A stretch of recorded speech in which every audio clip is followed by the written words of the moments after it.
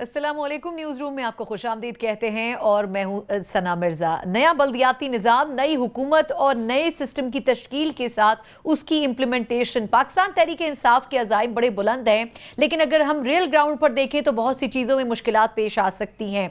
आज प्रोग्राम के पहले हिस्से में बात करेंगे कि हुकूमत की तरफ से दो बड़े प्रोविंसेस जहाँ पर पाकिस्तान तहरीक इंसाफ की हुकूमत है, यानी कि खैबर पख्तूनख्वा और पंजाब, वहाँ पर नया बल्दियाती निज़ाम लाने की न सिर्फ फैसला कर लिया गया है बल्कि किस तरीके से उसको इंप्लीमेंट किया जाएगा, इस हवाले से अब हतमी मराहिल में भी ये फेज दाखिल हो चुका है। लेकिन कोशिश ये की जा रही है कि इससे जो ग्रास रूट लेवल के ऊपर जो लोग हैं उनको फैसिलिटेट किया जा सके। क्या जो कौमी असेंबली है उसमें मौजूद पाकिस्तान तहरीक इंसाफ के जो कारकुनान हैं, जो लीडरान हैं, वो इसको एक्सेप्ट करेंगे कि जो पावर्स हैं वो उनसे लेकर या MPA से लेकर लोकल गवर्नमेंट सिस्टम को दे दी जाए? आज प्रोग्राम में हम इस पर भी डिबेट करेंगे। आगे चलकर पाक अमरीका ताल्लुकात, यकीनन वजीर खारजा जो कि अमरीका से आने हैं पाकिस्तानी वजीर आजम से मुलाकात के लिए, इसके ऊपर डिबेट ये चल पड़ी है। क्या खान साहब को जो कि नए पाकिस्तानी वजीर आजम है, क्या उनसे मुलाकात करनी चाहिए एक ऐसे वक्त में जबकि मुख्तलिफ इमदाद की सूरत में मिलने वाली रकूम या फिर कोalition सपोर्ट फंड की मद में मिलने वाली रकूम पाकिस्तान को देने से इज्तनाब अमरीका बरत रहा है? आखिर उसके बावजूद भी पाकिस्तान किस तरीके से वर्किंग रिलेशनशिप रख सकता है अमरीका के साथ? हम प्रोग्राम में इस पर भी बात करेंगे। और प्रोग्राम के आखिर में सदारती कुर्सी की जंग, एक अहम मार्का जो कि कल होने जा रहा है। देखना यह है कि पाकिस्तान तहरीक इंसाफ के उम्मीदवार आरिफ अलवी साहब कामयाब होते हैं या फिर अपोजिशन जो कि दो बड़े हलकों में डिवाइडेड है, एक पाकिस्तान पीपल्स पार्टी के एतजाज एहसन साहब और दूसरे मौलाना फजलुर रहमान साहब जो कि बकिया अपोजिशन के कैंडिडेट हैं, और दोनों ही जानिब से अपने कैंडिडेट्स विदड्रॉ नहीं करवाए जा रहे। तो ऐसी सूरत में यकीन फायदा आरिफ अलवी साहब को हो सकता है। लेकिन क्या अपोजिशन कोई और भी ऑप्शन प्लान कर सकती है? क्या किसी एक को विदड्रॉ करवाया जा सकता है? और अगर नहीं होता तो मुस्तकबिल में ये अपोजिशन कैसे चलेगी? इन तमाम इशूज़ पर हमने बात करनी है। जो पैनलिस्ट मुझे ज्वाइन कर चुके हैं, तारुफ करवाना चाहूंगी। मेरे न्यूज़ में सीनियर तजियाकार और सहाफ़ी अवैस तौहीद साहब मौजूद हैं। अवैस साहब, thank you so much sir join करने के लिए। मेरे साथ वीडियो लिंक पर मुस्लिम लीग नून के सीनियर रहनुमा राना अफजल साहब मौजूद हैं। सर आपका भी बहुत शुक्रिया। और मेरे साथ कराची से सीनियर तजियाकार और सहाफ़ी मज़हर अब्बास साहब मौजूद हैं। तीनों मेहमानों का बहुत शुक्रिया। आगाज़ करूंगी मैं मज़हर अब्बास साहब सर आपसे। सर ये बताएगा कि नया सिस्टम लाया जा रहा है, मुशर्रफ साहब को बाज़ औक़ात क्रेडिट भी दिया जाता था कि लोकल बॉडी सिस्टम को उन्होंने मजबूत किया, मेयर्स को लाए, बहुत सी चीजें की, लेकिन उसके बाद कोशिश की जमहूरी हुकूमतों ने कि इस सिस्टम को कोलैप्स किया जाए। अब खान साहब दोबारा इसको रिवाइव करने की कोशिश कर रहे हैं दो सूबों में। सर क्या ये एक्सपेरिमेंट कामयाब हो सकता है, होना चाहिए, और क्या इससे कुछ फायदा हो सकेगा PTI की गवर्नमेंट को? शुक्रिया सना। देखिए ये बहुत अहम चीज़ है, और हम बदकिस्मती से हमारी जो सियासी जमातें रही हैं उन्होंने खुद कभी भी बल्दियाती निज़ाम की तरफ तवज्जो नहीं दी। और अगर आप रिकॉर्ड उठा के देखें तो बल्दियाती इंतखाबात आम तौर पे आमराना दौर में हमें होते नज़र आए हैं। यानी जो मुस्लिम लीग नून के पिछले दौर में बल्दियाती इलेक्शन हुए या मरदमशुमारी हुई, वो भी सुप्रीम कोर्ट की मुदाखलत की बुनियाद पर हुई। तो बाय एंड लार्ज हमारी पॉलिटिकल पार्टीज़ ये समझने से कासिर रहीं कि लोकल बॉडीज़ दरअसल सियासत की नर्सरीज़ होते हैं, और इनको आप जितना मजबूत करेंगे उसी तरह के आपको पॉलिटिकल कैडर मिलेगा। और यही वजह है कि लोकल बॉडीज़ उस तरीके से डेवलप नहीं हो सकी। देखिए मुशर्रफ साहब आमिर थे, उन्होंने जाबराना तरीके से कब्ज़ा किया, ये सारी बातें अपनी जगह दुरुस्त हैं और उनका ट्रायल भी होना चाहिए। अगर हाई ट्रीजन जो ट्रायल नहीं हो रहा, ये भी सब अपनी जगह है। लेकिन दो चीज़ें बड़ी इम्पॉर्टेंट रहीं, और उसने वो सिस्टम को बजाय इसके कि मुस्तरद कर दिया जाता, उसको रिव्यू करने की और बेहतर बनाने की ज़रूरत थी। एक उनका लोकल बॉडीज़ का सिस्टम था, और दूसरा पुलिस ऑर्डर 2002।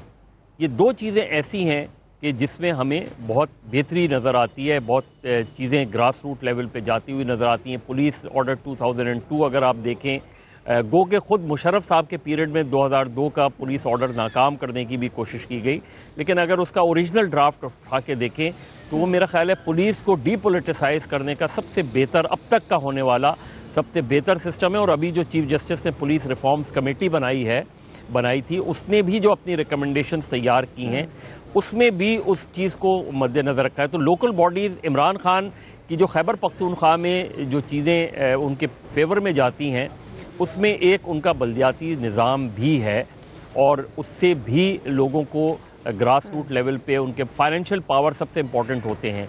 और ये बात आपने दुरुस्त कही कि इसकी जो सिंध में मुखालफत हुई, इसकी जो पंजाब में हुई वो बुनियादी तौर पे हुई इस तरह के जो MNAs और MPs थे ख़ास तौर पे, उन्होंने इसको इसलिए कि फाइनेंशियल पावर्स अगर लोकल बॉडीज़ या मेयर या सिटी नाज़िम या डिस्ट्रिक्ट नाज़िम तक चली जाती थी या तहसील लेवल तक चली गई तो उसमें उनका रोल ख़त्म हो गया। तो मेरा ख्याल है देखना है कि वो क्या ड्राफ्ट कमेटी क्या ड्राफ्ट लेकर सामने आती है, लेकिन बल्दियाती निज़ाम को मजबूत बनाना, कायम करना, ये दरअसल जमहूरियत की नर्सरी को मजबूत बनाने के मुतरादिफ है।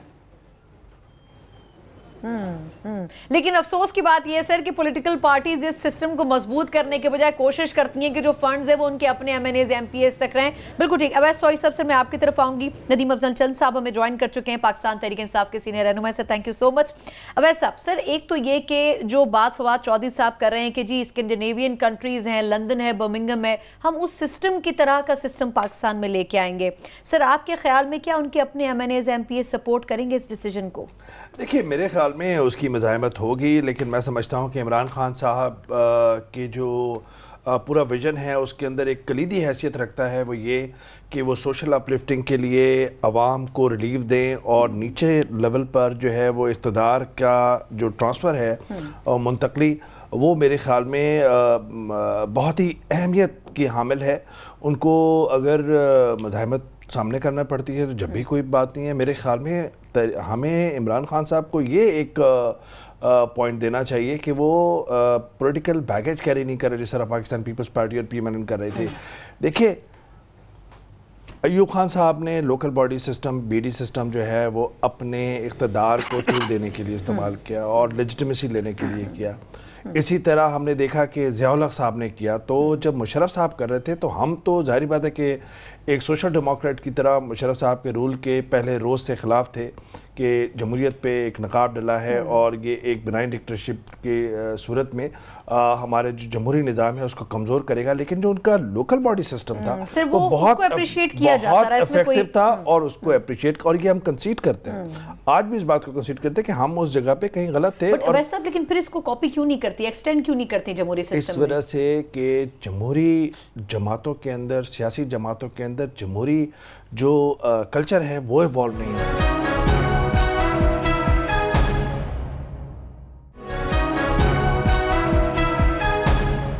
राना साहब, सर एक तो ये कि एज अ मुस्लिम लीग नून के रिप्रेजेंटेटिव आपको खुद याद होगा कि सुप्रीम कोर्ट को इंटरवीन करना पड़ा था बल्दियाती इंतखाबात करवाने के लिए। पॉलिटिकल पार्टीज चाहे वो अपोजिशन की हो या हुकूमत की हो उतनी विलिंग नहीं नजर आती थी। सर अब इस मरतबा जो PTI ये इनिशिएटिव ले रही है और उन्होंने कहा है कि बलूचिस्तान और सिंध भी इस मॉडल को आगे लेके चल सकते हैं, तो आपके ख्याल में क्या इससे बेनिफिट होगा PTI को या इवन आम लोगों को बेनिफिट हो सकेगा अगर इस सिस्टम को सपोर्ट किया जाए?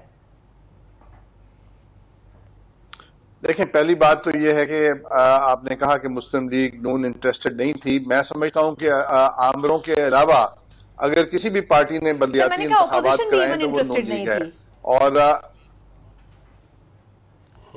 जी हाँ, शायद वो भी नहीं थे। तो हमने करवाए और हम इसमें बिलीव करते हैं, लेकिन एक डिवीजन ऑफ रिस्पॉन्सिबिलिटीज को प्रैक्टिकली इस्टेब्लिश करना एक बहुत बड़ा चैलेंज है। और हमारी जो गवर्नमेंट थी पिछले 5 साल, हमारे लिए तो बहुत चैलेंजेस थे। हम दहशतगर्दी में 2-3 साल फंसे रहे, उसके बाद बिजली के बहरान, दूसरे बहरान, तो हम लोग तो डेफिनेटली बहुत इन्वॉल्व थे, बहुत बड़े चैलेंजेस थे। उसके बावजूद हमने बल्दियाती निज़ाम कराया और मुझे कोई वो नहीं है कि अच्छी बात है, इसको स्ट्रेंथन करना चाहिए। इसको बाहर के मुल्कों की तरह जो पार्लियामेंटेरियंस हैं उनको ये जो गली नाली का काम है उसके पास नहीं होना चाहिए। लेकिन क्वालिटी लीडरशिप आपको एक इतनी बड़ी तादाद में, जहां एक MNA और 2-3 MPA मिलके काम करते थे, वहां 43-45 नाजिम होंगे या चेयरमैन होंगे, तो ये एक बहुत बड़ा चैलेंज भी है कि आप इस सिस्टम को। लेकिन मुझे इस चीज की बड़ी खुशी होगी कि जो पुराना निजाम जो हमने जिसका एक्सपेरिमेंट किया उसके अंदर वोटों की तादाद बड़ी कम होती थी और वहां पैसे का धंधा बहुत चलता था। जो मेयर होते थे वो चेयरमैनों को खरीद लेते थे और मेरे शहर फैसलाबाद में तो बदतरीन इसकी मिसाल सामने आई। और अगर मेयर का इलेक्शन डायरेक्ट इलेक्शन से हो और अवाम उसको इलेक्ट करें तो आपको ऐसे लोग जो across the party line honest लोग, काबिल लोग मिलेंगे और ये इलेक्शन के बारे में कह देते हैं जी बहुत बड़ा इलेक्शन है, ये हो नहीं सकेगा। हालांकि अवाम ने रेपुटेशन के बेस के ऊपर तालीम के बेस के ऊपर इलेक्ट करना होता है, और जिस दिन उन्होंने अपने चेयरमैन के लिए वोट डालना है वो अपने मेयर के लिए भी वोट डाल देंगे, और ये पार्टी बेस्ड इलेक्शन होना चाहिए। और बिल्कुल ठीक है, नई गवर्नमेंट आई है, अगर वो एक चेंज लाना चाहते हैं और वो चेंज पाकिस्तान की जमहूरियत के लिए मस्बत है, तो मेरी पार्टी को सपोर्ट करना चाहिए और मैं तो करूंगा। बिल्कुल ठीक। अच्छा, थोड़ा सा नदीम साहब, मैं दो चीज़ों की आपसे वजाहत चाहूंगी। एक तो ये कि जिस तरह राना साहब ने कहा कि जी पाकिस्तान मुस्लिम लीग नून ने अपने दौर में बल्दियाती इंतखाबात तो करवा दिए थे, अब पीटीआई अगर उसको कुछ चेंज कर रही है लेजिस्लेशन के थ्रू, तो नई क्या चीज़ आवाम के लिए आप लेके आ रहे हैं? बल्दियाती सिस्टम तो पहले से मौजूद है। देखिए, मैं यूनियन नाज़म बना था मुशर्रफ दौर में, फिर मैं तहसील नाज़म बना, फिर उसके बाद मैं MNA बना। तो मैं खुद लोकल गवर्नमेंट से मैंने पॉलिटिक्स शुरू की थी। तो जो पिछला इस वक्त जो सिंध में या पंजाब में जो लोकल गवर्नमेंट सिस्टम है, बिल्कुल इसका कोई फ़ायदा नहीं है, ना कोई जेन्युइन इख्तियारात हैं लोगों के पास। आप जाकर पूछ लें, कहीं आपने चेयरमैन से या किसी को भी टेलीफोन कॉल पे ले लें, वो बताएं कि उनका सिस्टम ही कोई नहीं। मुशर्रफ एक डिक्टेटर था या अमर था, जो भी था, लेकिन उसने जो लोकल गवर्नमेंट सिस्टम लाया वो बड़ा एक आइडियल सिस्टम था। उसमें और बेहतरी हो सकती थी, लेकिन फिर बाद में जब पॉलिटिकल गवर्नमेंट आ गई तो उन्होंने उसमें तब्दीलियाँ तरमीम शुरू की, उसको आहिस्ता आहिस्ता ख़त्म ही कर दी। होता इसमें मैं समझता हूँ ब्यूरोक्रेसी भी शामिल है, जो नहीं चाहती कि पॉलिटिकल मशरूम नहीं तैयार हो और उनको कुछ समझ भी हो कि वो MP MNA सिर्फ लेजिस्लेशन पे या ओवरसाइट पे, बजट पे या गवर्नमेंट के जो ओवरसाइट या कमेटी सिस्टम के अंदर ध्यान दें। वो चाहते हैं कि ये एक साजिश है, जो नहीं चाहते इस मुल्क में डेमोक्रेसी स्ट्रांग हो। वो तबके उन तबकों के फ़ायदे में है, किसी तरह काम चलता रहे, MP MNA फंड्स की तरफ चले। अगर जब पब्लिक को पता होगा कि MP MNA के पास फंड नहीं है, पब्लिक नहीं जाएगी उनके पास। और ये लोकल नुमाइंदे भी तो पॉलिटिकल लोग ही होने हैं ना, तो पॉलिटिकल लोग, मैं समझता हूँ लोकल गवर्नमेंट सिस्टम इस वक्त बुनियादी चीज़ है। और PTI का जो मंशूर है उसके, मैं समझता हूँ मेन चीज़ ही लोकल को, और इफेक्टिव, सिर्फ लोकल गवर्नमेंट नहीं। अच्छा, माजरत के साथ में इफेक्टिव सिस्टम, डायरेक्ट इलेक्शन होगा। इसमें एक छोटा सा सवाल है सर कि पिछले आपको टेन्योर में याद होगा कि KPK से लेके सिंध और पंजाब तक कहीं भी बल्दियाती नुमाइंदों को फंड्स नहीं इशू करी थी गवर्नमेंट्स, तो क्या उसमें पिछले टेन्योर में कोई भी गवर्नमेंट विलिंग नहीं थी वो फंड्स अपने MPs MNAs तक रोक कर रखना चाहती थी? देखिए, मेरे ख्याल में जी पिछले आप ज़्यादा माजी में पड़े रहे तो इसरा काम नहीं चलेगा। आगे जाके हमें अब सोचना चाहिए, अगर हमने जमहूरियत को मजबूत करना है, पार्लिमानी निज़ाम को मजबूत करना है, तो पार्लिमानी निज़ाम में फ़ंड्स का कोई तुक ही नहीं बनता। ये ज़ियाउल हक के दौर से शुरू हुआ था, जो गवर्नमेंट में कि MP MNAs को कमेटियाँ बनाएं, लोकल डेवलपमेंट कमेटियाँ बनाएं, उसके फंड्स दें। उससे पहले तो नहीं होता, भुट्टो साहब के दौर में भी नहीं था। तो मैं समझता हूँ कि अब इस चीज़ से हमें आगे निकलना चाहिए। लोकल टैक्सेशन हो, लोकल पैटीज इश्यूज हो, गली नाली की बेसिकली वैसा कोई पॉइंट ऐड करना चाहता हूं, डिलीवरी हो, सैनिटेशन हो, सीवरेज हो, ये सारे काम लोकल गवर्नमेंट। इसमें मैं एक बात ऐड करना चाहता हूं, ऐड करना चाहूंगा कि देखिए ये आवाम जी सर, मैं आती हूं सर आपकी तरफ। आवाम को ये बहुत बेहतर मौका होता है कि वो अपने यूनियन काउंसलर को, माई फत्ता को, गुलाम रसूल को, अहमद को वो पकड़ सकें। उनके मोहल्ले में रहता है, बिरादरी की जान पहचान है, वो उनसे स्केप रूट कोई नहीं हो सकता। MPA कराची में बैठा होगा, MPA लाहौर में बैठा होगा, तो मंडी बहाउद्दीन का बंदा क्या करेगा, चक का बंदा क्या करेगा, इस्लामाबाद के अंदर MNA होता है, तो इसी वजह से उनके बीच में एक मिडल मैन होते हैं जो दरखास्तें ले रहे थे। दूसरी मेरे ख्याल में एक जो बात है, जो आपने इख्तियारात की बात की, वो आर्टिकल 140A है, और उससे कराची के आधे से ज़्यादा मसाइल हल हो जाएंगे अगर वहाँ पे एक एम्पावर्ड लोकल गवर्नमेंट सिस्टम वहाँ पे इन प्लेस हो। यही एक बड़ी लड़ाई है।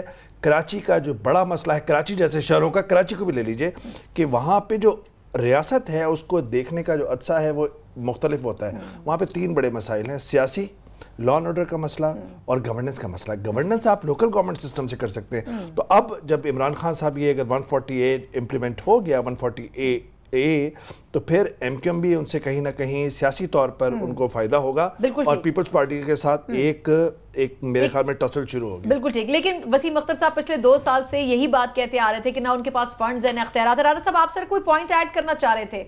मुशर्रफ के दौर के अंदर बदनीयती से किया गया। मुशर्रफ के दौर के अंदर जो पुराने साबका MPs MNAs थे, उनकी कमर तोड़ने के लिए उन्होंने पहले उनके ऊपर एजुकेशन की शर्त लगाई, फिर केसेस बनाए, और फिर बल्दियाती निजाम जो लेके आए तो वो उनके ब्लू आइड बॉयज हो गए। वो उनको पूरे बल्दियाती चेयरमैनों को इस्लामाबाद में बुला के उनके साथ मीटिंगें किया करते थे और इग्नोर करते थे पार्लियामेंटेरियंस को। तो वो एक ऐसा एक वेज क्रिएट कर दिया, एक डिस्ट्रस्ट क्रिएट कर दिया उनकी बदनीयती की वजह से कि ये सिस्टम आगे चल नहीं सका। अगर आप खुलूस नीयत से इन चीजों को लेके आए और उसमें मुल्क की बेहतरी का आंसर शामिल हो, तो मैं समझता हूं कि कोई ऐसी बात नहीं। चलिए खान साहब, अभी 2 सूबों में तो सर इंप्लीमेंट कर रहे हैं, अब देखते हैं कि बाकी सूबों में इसको एक्सपेंड किया जाता है या नहीं। एक मुख्तसर वक्फा और उसके बाद एक और बड़ा चैलेंज जो कि इस गवर्नमेंट के पास है वो है पाक यूएस रिलेशंस की सूरत में एक ऐसे वक्त में जबकि मुख्तलिफ इमदाद या फिर वो रकूम जो कि वाजिबुल अदा थी वो रोक ली गई हैं अमेरिका की तरफ से। पाकिस्तान का इसमें क्या एक्शन हो सकता है और रिस्पॉन्स खासतौर पर ऐसे वक्त में क्या हो सकता है जब अमरीकी वजीर खारजा करीब पाकिस्तान का दौरा करने वाले हैं? इस पर बात करेंगे एक ब्रेक के बाद, हमारे साथ रहिएगा।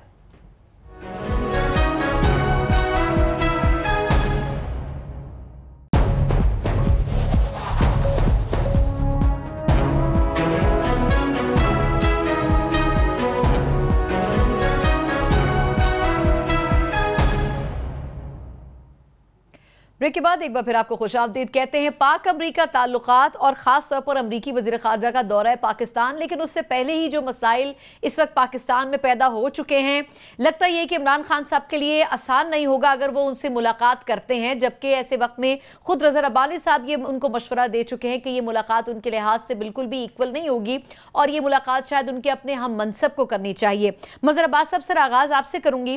सर, अमरीका की तरफ से एक के बाद एक फंड्स रोके जा रहे हैं, पाकिस्तान के रिस्पांस में सिर्फ जुबानी एहतजाज कर सकता है। सर, इसके अलावा पाकिस्तान के पास करने के लिए या कहने के लिए कोई और ऑप्शन है आपके ख्याल में?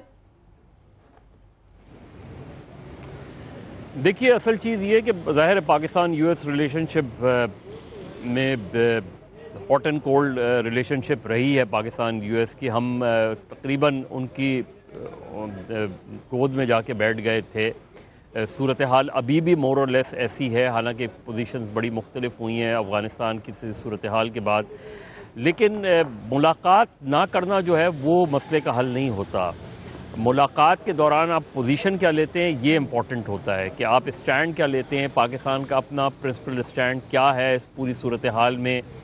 मुझे नहीं समझ में आया कि ये क्यों फ़ैसला किया गया कि इमरान खान को यूएन नहीं जाना चाहिए, या इमरान खान ने अगर ख़ुद फ़ैसला किया उसकी भी मुझे लॉजिक नहीं समझ में आ रही, क्योंकि ये इम्पॉर्टेंट नहीं है कि वहाँ हेड ऑफ़ द स्टेट्स कितने होंगे कितने नहीं होंगे, लेकिन इमरान खान जाके वहाँ पाकिस्तान की पोजीशन को बड़े वाज़े तौर पे पाकिस्तान का जो ग्लोबल इमेज विज़न है वो अपना, उसको जाके वहाँ वो डिस्क्राइब कर सकते हैं। तो अभी जो यूएस सेक्रेटरी ऑफ स्टेट आ रहे हैं, उनके आने से पहले उनके दरमियान जो गुफ्तगू हुई टेलीफोन पे वो एक तनाज़ा बन गया, उसको सही तरीके से मेरा ख्याल है हैंडल नहीं किया पाकिस्तान फॉरेन ऑफिस या पीटीआई की गवर्नमेंट ने। बिल्कुल इसी तरीके से अब जब आ रहे हैं तो ये रज़ा रब्बानी साहब ज़रूर एज एन अपोजिशन लीडर बहुत सीजन पार्लियामेंटेरियन है, उनका अपना एक व्यू ज़रूर है, लेकिन क्या इससे पहले पीपल्स पार्टी की गवर्नमेंट में इस तरह की चीज़ें नहीं होती रही हैं? क्या उस वक्त जरदारी साहब या यूसुफ रज़ा गिलानी या राजा परवेज़ अशरफ साहब वो किन लोगों से मिलते रहे, या वो सिर्फ हेड ऑफ़ द स्टेट से मिले हैं? ये इम्पॉर्टेंट नहीं है, लेकिन जो पाकिस्तान की पोजीशन है वीज़ावी यूएस, और जो पाकिस्तान समझता है कि जो उन पे इल्ज़ामात लगाए जा रहे हैं या उनको शक की निगाह से देखा जा रहा है कि जी वो हक्कानी नेटवर्क के ख़िलाफ़ कार्रवाई नहीं कर रहे, उनके बकौल अमेरिकन परसेप्शन जो है उस पर एक वाज़े पैगाम उनको जाना चाहिए।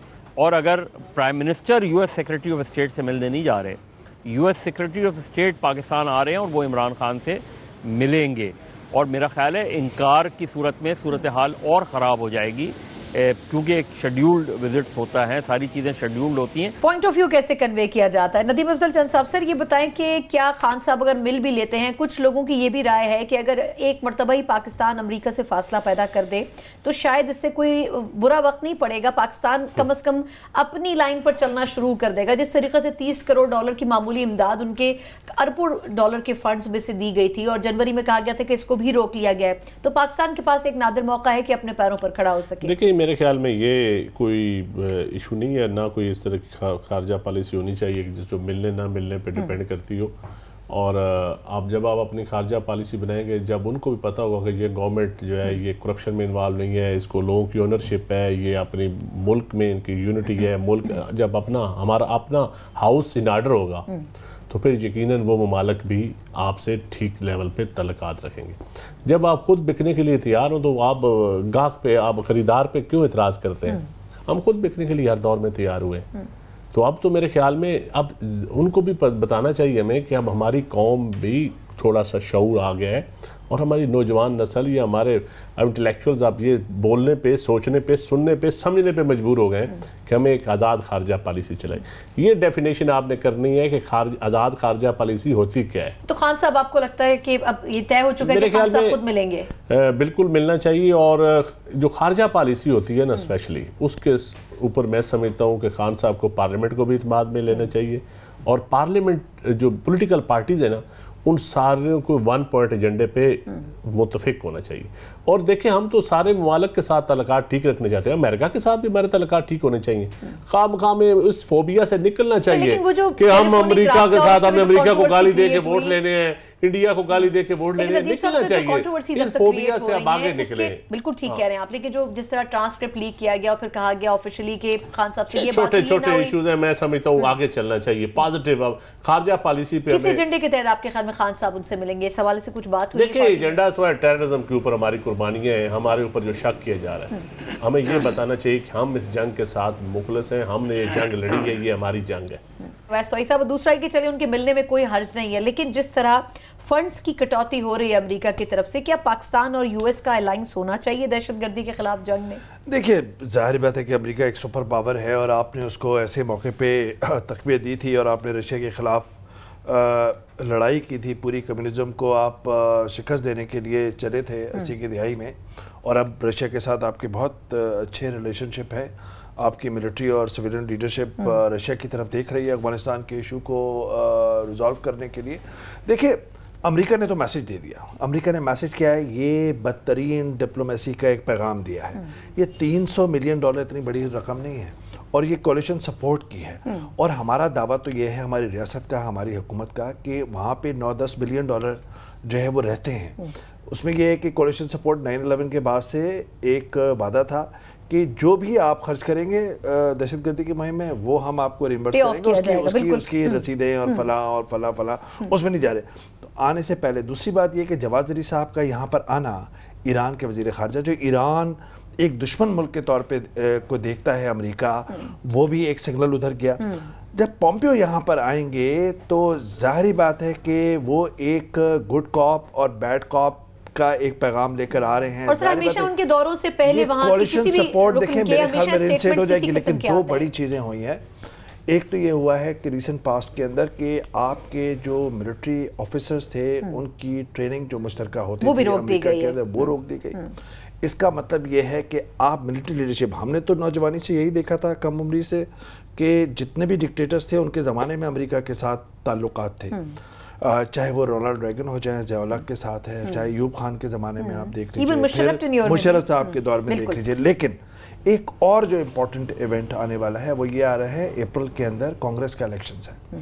अगर वहाँ पे रिपब्लिकन पार्टी भारी अक्सरियत हासिल करती है तो इसका मतलब है कि ट्रंप मज़ीद सख्तियाँ इम्पोज करेंगे। उन्होंने मैसेज दे दिया है, ये हमें तय करना है कि हमने क्या पैगाम देना। उन्होंने तो पैगाम दे दिया, हमने कहना क्या है, और मामला बहुत सख्त कड़े हो जाए। अच्छा राना अफजल साहब, सर ये जहां तक अफगानिस्तान की पॉलिसी है और खासतौर पर अमेरिका और भारत, ये तीन ममालिक है जो कि बड़ा चैलेंज पिछले टेन्योर में भी नून लीग और नवाज शरीफ साहब के लिए रहे। सर खान साहब ने अपनी जो इंट्रोडक्शनरी स्पीच थी उसी में कहा था कि वो इन ममालिक से ताल्लुकात बेहतर करने की कोशिश करेंगे। सर अगर ऐसा होता है और पार्लियामेंट को एतमाद में लिया जाता है तो किस हद तक पॉलिसी लाइन जो नून लीग की है वो सपोर्ट करेगी हुकूमती पार्टी को या नहीं करेगी? सर पहले मैं भी जो फॉरेन पॉलिसी का इशू है अमेरिका के साथ उस पर बात करना चाहूंगा। मेरी नजर में चंद 10 दिनों के अंदर 3-4 ब्लंडर फॉरेन पॉलिसी के हमने किए हैं। देखें अमेरिका जो है वो उसको सिर्फ एड के और जो हमें पैसे मिलते थे उसके प्रिज्म से ना देखें। दुनिया के अंदर बहुत से ममालिक हैं जहां से हमें कोई एड नहीं मिलती, लेकिन हमारे उनके साथ मफादात हैं। अमेरिका हमारा सबसे बड़ा ट्रेडिंग पार्टनर है और एक साइजेबल पाकिस्तानी कम्युनिटी भी वहां काम करती है और एक एग्रेसिव प्रेसिडेंट वहां पे मौजूद है। इसलिए हमें कोई ब्रिंकमैनशिप या कोई मुकाबलेबाजी की और डिप्लोमेसी में ये चीजें होती भी नहीं है। तो मैं समझता हूं कि पहला जो ब्लंडर हुआ कि वो जो एक टेलीफोन कॉल थी उसके ऊपर इतना इशू बढ़ाया गया, हालांकि दोनों तरफ वो टेप होती है, आप टेप को बार बार सुन रहे हैं, आपको पता लग जाएगा। बाद में आपने मुंह झुकाया और आपने कहा अच्छा चले इसको हम छोड़ देते हैं। उसके बाद आपने कहा कि हम जनरल असेंबली में नहीं जाएंगे, मेरे 4 दिन जाया हो जाएंगे। तो जो बाकी 150 ममालिक के लोग सरबराह वहां आ रहे हैं उनके पास फालतू टाइम है। तो मैं समझता हूं कि ये एक बिल्कुल नासमझी की बात है कि जनरल असेंबली के अंदर आप पाकिस्तान के लिए जो गुडविल क्रिएट कर सकते हैं, अमेरिकन के साथ ऑन दी साइड लाइन मिल सकते हैं, आप वहां पे बहुत कुछ कर सकते हैं, वो अपॉर्चुनिटी आपने एक नए वजीर आजम ने, जिससे यकीनन दूसरे मुल्क के लोग भी मिलना चाहते होंगे, वो आपने मिस कर दी। तीसरा, आपका जो ईरान का विजिट था, ईरान के वजीर खारजा का, वो अमेरिका के वजीर खारजा के विजिट के बाद में होना चाहिए था। आप उसकी डेट इस तरीके से सेट करते और फिर आपने एक स्टेटमेंट दे दिया कि आप उनकी न्यूक्लियर जो उनके प्रोग्राम्स हैं या जो उनके इश्यूज हैं उनको आप अमेरिका के खिलाफ सपोर्ट करते हैं।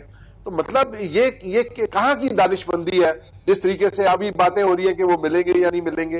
देखिए, आपके घर मेहमान आ रहा है और वो मेहमान है जो आपकी सबसे ज्यादा इंपोर्ट्स लेता है, आपके इंटरेस्ट है, आप वहां पे एक डिप्लोमेटिक नॉर्म्स और जिस तरीके से गुफ्तगू फरमाई गई है वो तो मुझे किसी पॉलिटिशियन या किसी डिप्लोमेट की गुफ्तगू नजर नहीं आती। मैं समझता हूं कि हमें अपनी फॉरेन पॉलिसी के अंदर बहुत कुछ सीखना होगा और इंडिपेंडेंट होना पड़ेगा। चलिए, जहां रिस्पॉन्सेस की बात है, इनिशिएटिव्स की बात है, वहीं इमरान खान साहब और उनकी हुकूमत के लिए एक और बड़ा चैलेंज सदारती इंतखाब भी है। कुछ लोगों की राय में शायद ये इतना मुश्किल इम्तिहान साबित नहीं होगा क्योंकि आरिफ अलवी साहब के सामने एक कैंडिडेट नहीं है बल्कि 2 कैंडिडेट्स है, यानी कि ऑपोजिशन डिवाइडेड नजर आती है। इसका कितना बेनिफिट पीटीआई उठा सकेगी, इस पर बात करेंगे एक ब्रेक के बाद। हमारे साथ रहिएगा।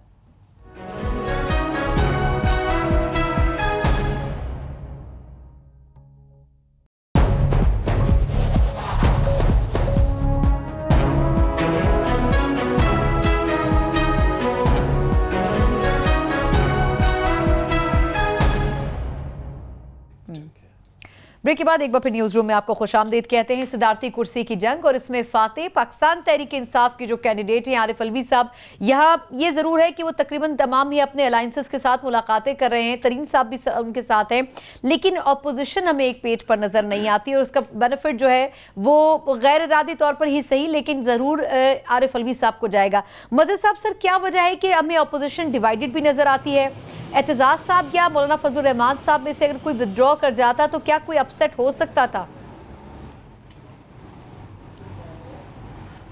नहीं, देखिए, अगर ये शुरू से जैसे इलेक्शंस हुए थे और उसके बाद गवर्नमेंट फॉर्म हो गई थी तो वो बड़ी स्ट्रॉन्ग अपोजिशन थी, ऑन पेपर बहुत स्ट्रॉन्ग अपोजिशन है जिसके पास सेनेट भी है, लेकिन वो गलतियां तो आपने उससे पहले ही शुरू कर दी थी। जो चेयरमैन सेनेट के इलेक्शंस में ब्लंडर किया गया, जिस तरीके से एक यूनानिमस जो कैंडिडेट आपका आ सकता था रज़ा रब्बानी, उसको रोका गया और उसमें ख़ुद पीपल्स पार्टी ने उसको रोका, बाकी तो सारी जमातें तकरीबन तैयार थीं। फिर प्राइम मिनिस्टर के इलेक्शन में, स्पीकर डिप्टी स्पीकर के इलेक्शन में अपोजिशन डिवाइड हो गई। अब ये प्रेसिडेंशियल इलेक्शन ऐसा है जैसे एग्जामिनेशन पेपर जो है कल है, लेकिन उसका ना सिर्फ ये कि पेपर आउट हो गया बल्कि रिज़ल्ट भी आउट हो गया है। तो इसलिए अब एतजाज़ लड़ें, फजल रहमान लड़ें, मिलकर लड़ें, इस स्टेज पर उससे कोई फ़र्क नहीं पड़ता।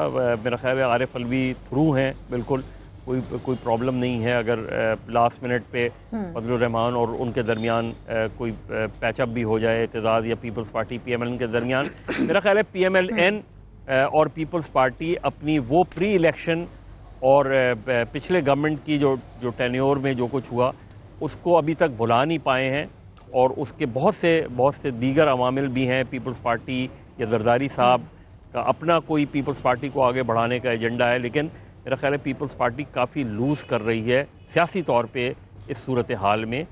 PMLN तो ऑलरेडी डाउन है, लेकिन पीपल्स पार्टी को सियासी तौर पे कोई बड़ा फ़ायदा होने नहीं जा रहा इससे।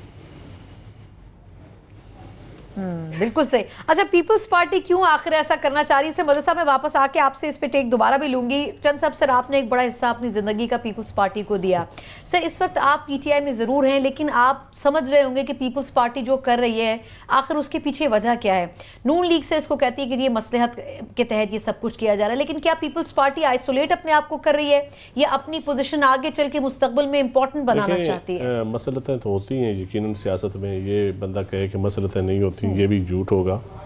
लेकिन मेरे ख्याल में प्यूर पार्टी 2 राय पे खड़ी है। एक तबका तो है प्यूर पार्टी के अंदर जो चौधरी एतजाज हसन को सदर बनाने नहीं चाहता, मैं उस तबके को भी करीब से जानता हूँ, 4-5 लोग ऐसे भी हैं। वो उनकी अपनी कोशिश होगी कि अपोजिशन इकट्ठी ना हो। दूसरा, मैं समझता हूँ कि नून लीग के साथ बैठना पीपल्स पार्टी के लिए भी कोई नेक शकून नहीं होगा पोलिटिकली। जो वर्कर है पीपल्स पार्टी का वो कभी भी पहले भी जो मोहम्मद गुड्डी गुड्डी खेलते रहे इसी वजह से नून फ्रेंडली ऑपोजिशन का फ्रेंडली अपोजिशन हो या देखें पीपल्स पार्टी का वर्कर ही मज़ामती वर्कर है और वो ज़ियाउल हक माइंडसेट के खिलाफ उसने एक जंग लड़ी है। अब जाके अगर आप नून लीग के साथ एक लिमिट से आगे चले जाएंगे तो मेरे ख्याल में कभी भी फिर जो अगर आप इकट्ठे बैठेगी पीपल्स पार्टी तो पीपल्स पार्टी का वोट जो है ना वो उसमें फ़ायदा बेनिफिशियरी मेजर बेनिफिशियरी नून लीग नहीं होना है। अब स्टैब्लिशमेंट के साथ लड़ाई है तो वो भी नून लीग का दिल तो होगा कि पीपल्स पार्टी हमारे साथ ही इस जंग में कूदे मरे, तो क्या ज़रूरत है पीपल्स पार्टी को जंग लड़ने की उनके साथ। तो मेरे ख्याल में कभी भी उनके साथ अपनी इनफरादी जंग बहाल रखेगी, लेकिन नून लीग और वो इदारों के खिलाफ लड़ रहे हैं। नून लीग ने अभी तो इदारों के खिलाफ लड़ाई बंद नहीं की ना, जब नून लीग इदारों के खिलाफ लड़ाई बंद करेगी तो कोई और पॉलिटिकल जमात जो है उसके साथ बैठेगी।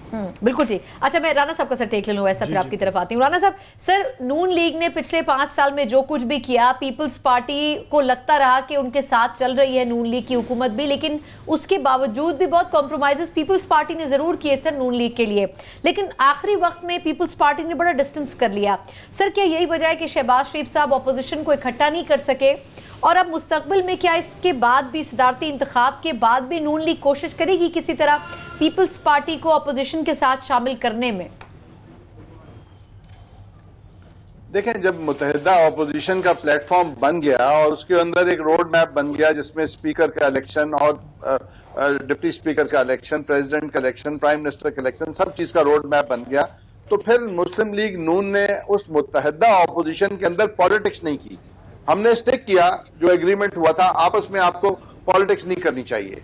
लेकिन यहां पीपल्स पार्टी ने आके पहले हमारे प्राइम मिनिस्टर के कैंडिडेट में से नक्श निकालने शुरू कर दिए, फिर वो स्टिक कर गए कि उनका एतजाज हसन ही कैंडिडेट होगा, और वो उन्होंने जो एक कंबाइंड ऑपोजिशन का प्लेटफॉर्म था उसमें उन्होंने आइसोलेटेड अलग अकेले पोजीशन ली।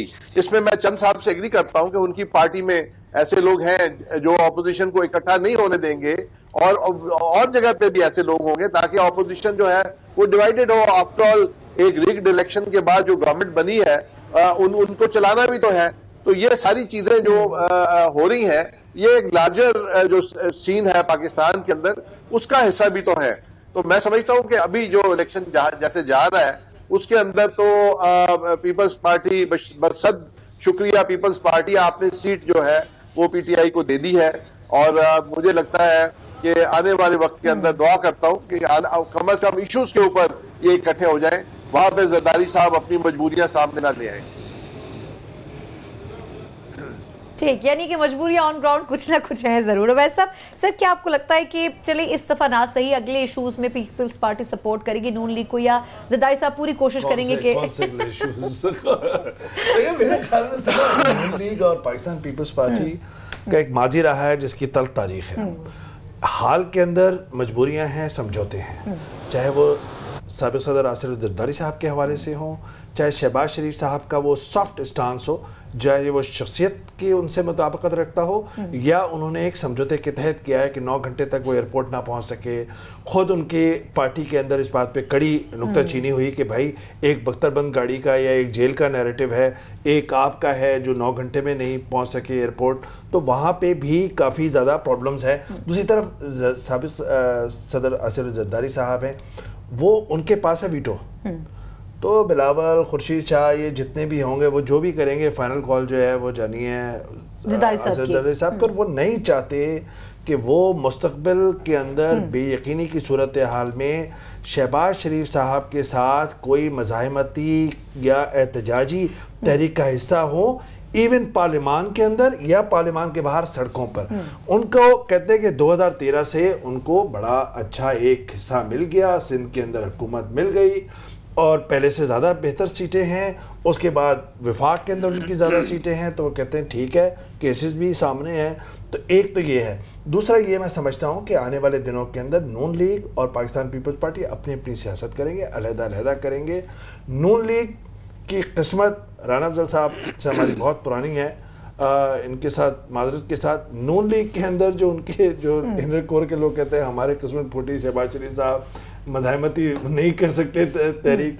दूसरी तरफ पीपल्स पार्टी के कहते हैं कि माजी की जो एक तारीख रही है पीपल्स पार्टी की, मज़ाहमती सियासी दीवार बनते रहे हैं इस्टेब्लिशमेंट के ख़िलाफ़ या डिक्टेटरशिप के ख़िलाफ़, या इवन जो उनका खासा रहा है कि ऑपोजिशन का वो नज़र नहीं आ रहा। तो वो कहते हैं आसिफ जरदारी साहब अगर यहीं पर होंगे, बिलावल साहब को अगर ड्राइविंग सीट में नहीं देंगे तो फिर इस तरह के समझौते और मजबूरियाँ रहेंगी।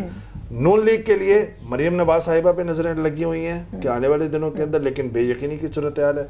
दूसरी तरफ पीपल्स पार्टी में जो है जितना उन्होंने खोया है वो कहते हैं कि कुछ हम उसमें से पाएंगे अगर बिलावल साहब ड्राइविंग सीट थोड़ी सी पावर अगर लेकिन दी जाए। लेकिन बहुत बड़ा एक पहाड़ जैसा सफर है इस वक्त पीपल्स पार्टी के लिए भी और नून लीग के लिए।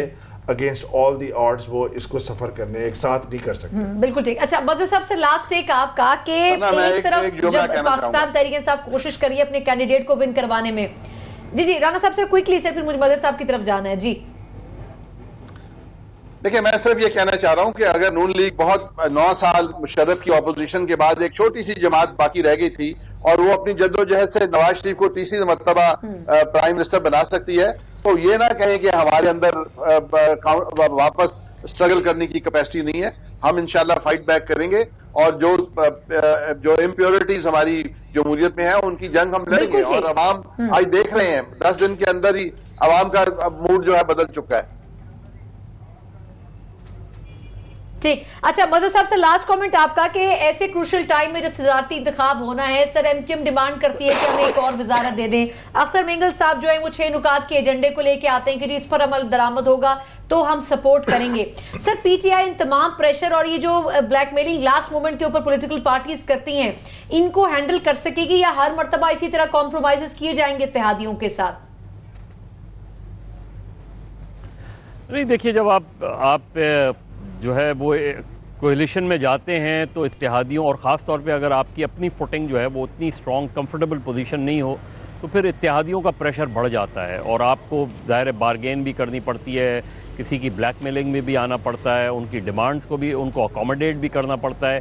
तो सही मानों में आप अपना प्रोग्राम जो है उस तरीके से इम्प्लीमेंट करने में आपको मुश्किलात होती हैं जो कि पीटीआई की गवर्नमेंट को फेस करनी पड़ी। आप देखिए कि पंजाब में चीफ मिनिस्टर की सिलेक्शन, खैबर पख्तूनख्वा में चीफ मिनिस्टर की सिलेक्शन, वो एडजस्टमेंट्स करनी पड़ी हैं। वो शायद इमरान खान की ज़ाती चॉइस भी उस तरीके से नहीं हो, लेकिन उन्हें अकोमोडेट करना पड़ा है और यही सूरत हाल मेरा ख्याल है उनको आगे चल के भी फेस करनी पड़ सकती है अगर अपोजिशन अगर इकट्ठा होती, अपोजिशन अगर मुत्तहद होती। अभी नदीम अफजल चंद साहब ने एतज़ाज़ वाली बात की। नदीम अफजल चंद साहब उन लोगों में से थे जो दुबई की मीटिंग में 2015 में मौजूद थे।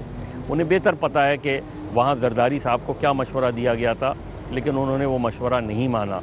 तो जरदारी साहब पीपल्स पार्टी में बिलावल भुट्टो की जो ग्रोथ है, पॉलिटिकल ग्रोथ, मेरा ख्याल है मुझे तो उसमें वो एक तरह के रुकावट नज़र आ रहे हैं क्योंकि बिलावल भुट्टो हमें बहुत प्रोएक्टिव, बहुत एक्टिव नज़र आता है, फिर all of a sudden decisions making में जरदारी साहब ऊपर आ जाते हैं और यही प्रॉब्लम पीएमएलएन को फेस है कि नवाज शरीफ साहब का नैरेटिव अडियाला जेल में बंद हो चुका है और शहबाज शरीफ साहब का कोई नैरेटिव बन नहीं पा रहा। तो ऐसे में पीएमएलएन बहुत कंफ्यूजन का। बिल्कुल ठीक। सर माजरत चाहूंगी, सिर्फ वक्त खत्म हो चुका है। मज़हर साहब दोनों लीडरान को देखना चाहिए, शहबाज शरीफ और आसिफ जरदारी साहब को कि असासा है या बोझ है। कम से कम जो फेसेस हैं पॉलिटिकल पार्टीज के, अगर पावर उन्हीं के हाथ में रहे तो ज्यादा बेहतर परफॉर्मेंस इन पॉलिटिकल पार्टीज की होगी। अगले चंद घंटों में अहम तरीन फैसले होंगे सदारती इंतखाब के हवाले से और पीटीआई के लिए एक बड़ा टास्क ये होगा कि इत्तेहादियों को लेकर चले और नंबर गेम में कामयाबी हो सके। लेकिन ये आने वाला कल का जो दिन है वो सही मायनों में इस सूरत हाल को वाज़ेह कर सकेगा। प्रोग्राम से मुझे इजाजत दीजिए। अल्लाह हाफिज।